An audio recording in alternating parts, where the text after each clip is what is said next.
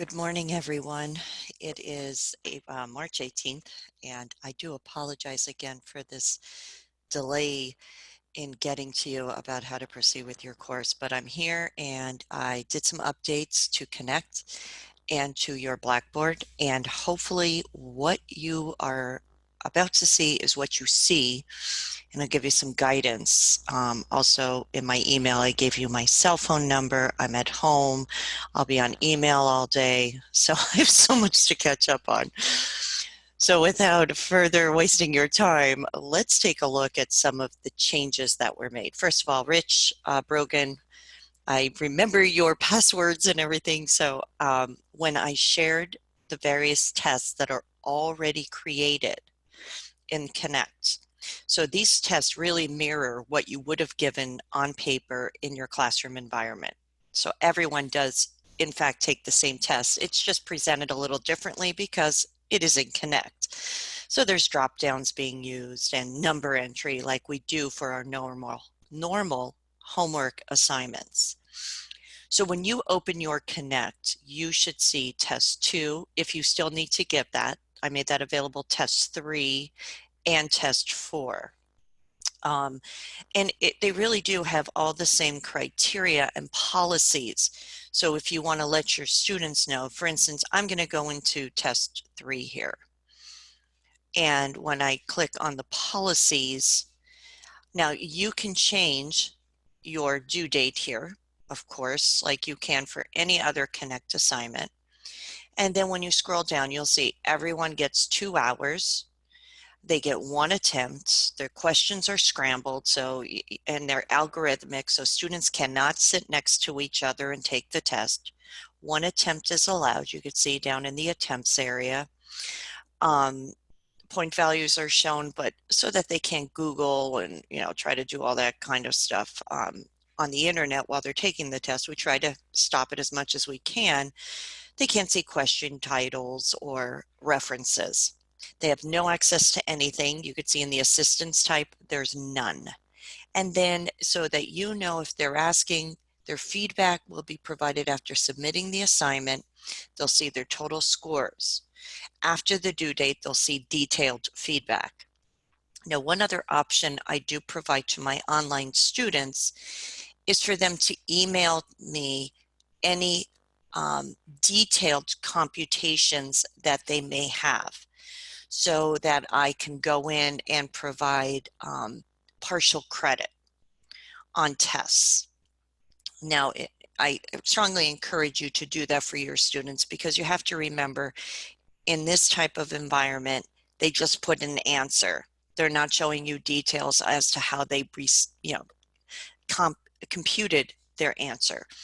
So if you want to do that, or if you want to, if you understand Blackboard a little bit more and you want to put a Dropbox in there for them to upload answers, I do that as well. And if you want any guidance on that, just give me a call or an email. I could put a Dropbox in there and show you how to access that. I could also show you how to provide for partial credit on your tests, so that you can do that in Connect. So I could send that through on a separate video. Just email me and let me know, and I will provide that. So that is the huge update here in Connect. Everything else is the same, so you're going to proceed through Connect using all the items you have and assigning them. Now, let's go ahead over to Blackboard. Now, I am in my Blackboard, so I'm just going to grab Rich's since we'll stay in line there. And I'm going to click on his Blackboard. So what did I add? I went to chapter 14, since that's as far as I am with my recordings. Now, if you need an earlier chapter uploaded, just email me.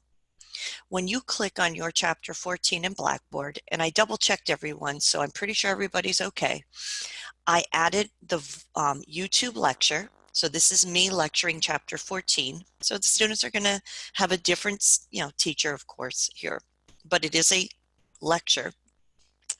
And also, I provided lecture on the practice videos.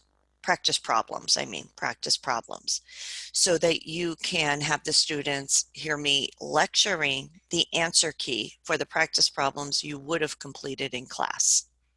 Now, if you're interested in tracking student activity in here, you can do that. All you do is click on the little down arrow on your video, and where it says tracking statistics, click on that. And you want to turn it on and submit. And then when students start watching these videos, you can actually go in and run a report. See this view statistics report. This views statistics tracking information for this item. So it's going to tell you who viewed it and who didn't. So when you have a student come back at you saying, I didn't know, I didn't understand, you say, well, you didn't watch the video. And that's part of the course now. It's like you were in class.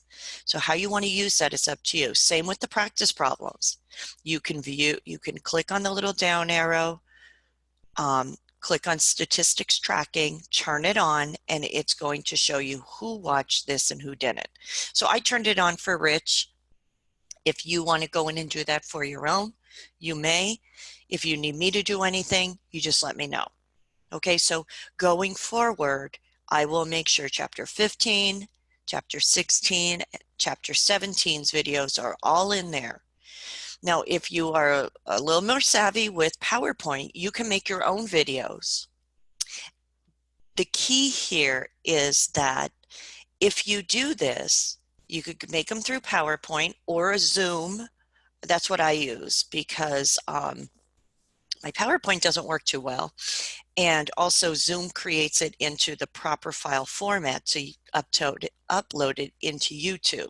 So if you have a video conferencing tool that you're comfortable using and want to use that, I say go for it. But if you're not comfortable, these are out there for you. The other option you have, and you can go through a training at the school, is Blackboard Collaborate.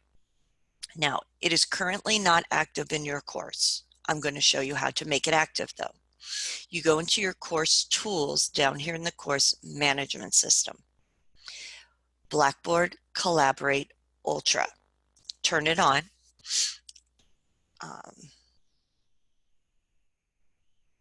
Okay, I'm sorry. I did that wrong. Sorry. Let's go. No, I think I'm okay. Here's how we turn it on. I'm sorry. I did do that wrong. So back up a second. Here's how you're going to put it into your course.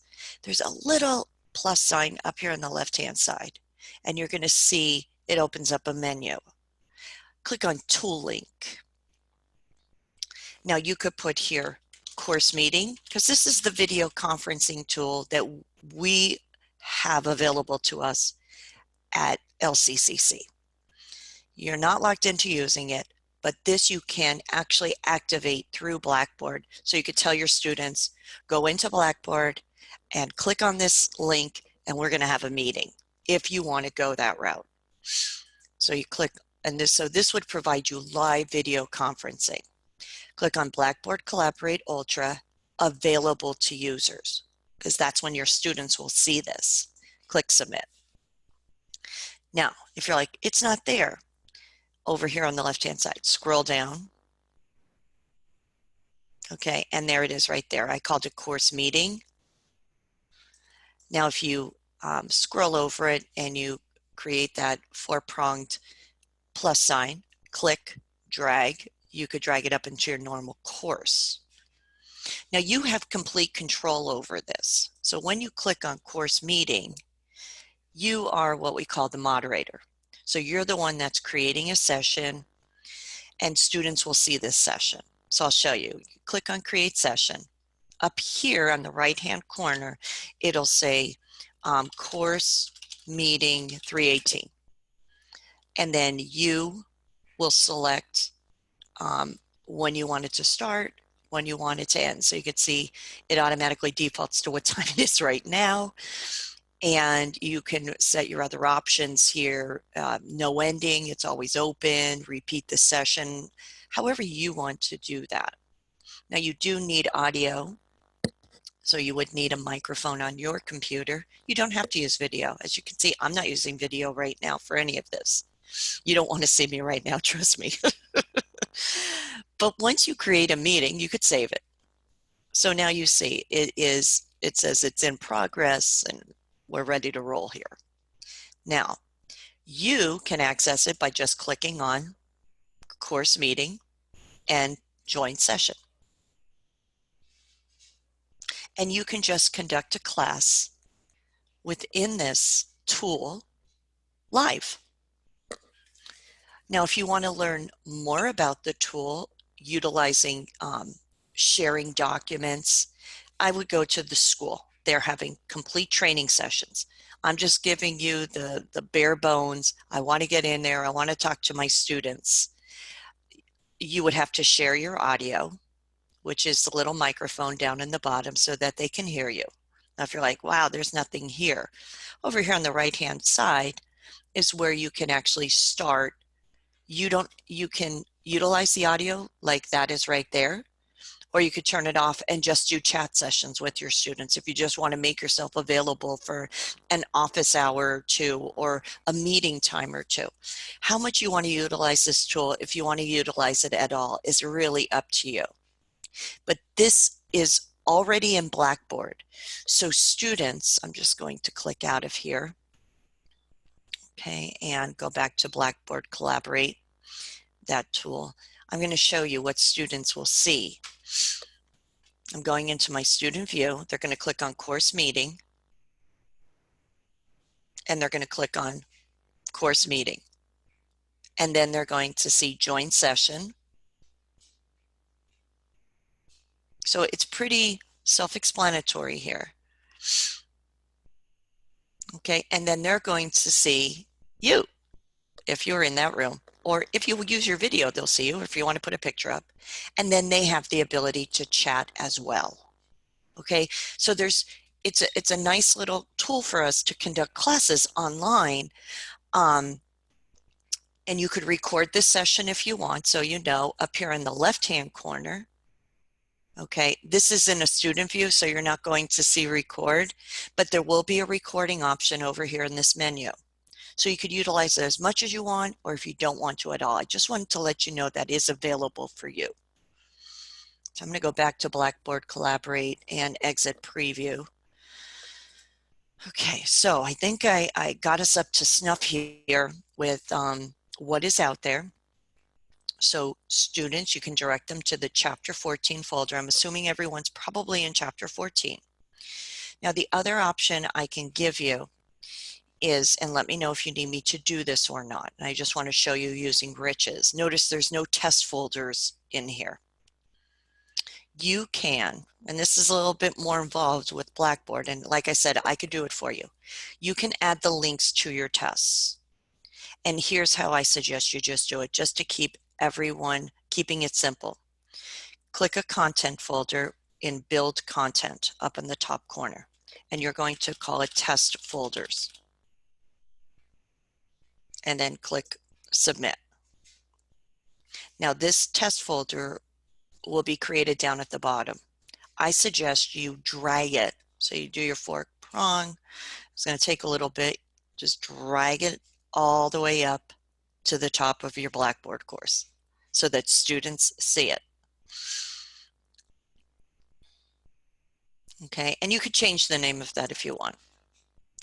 But in here, you could put the links to all your Connect tests. Now, Rich, I'm not going to do this for you because I don't want to jazz up your Connect. So here's how you're going to do it. You're going to click on your test folder. You're going to click on Assessment. For each test, well, you just click on your McGraw-Hill assignments. Oh, this might do it. Okay, Rich. Rich, you email me if you don't see these. No, see, it's not.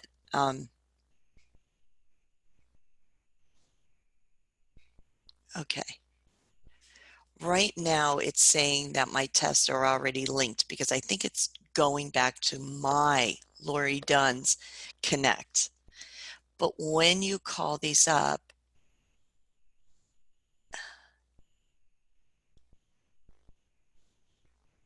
you want to share these. Right now it's saying that they are shared.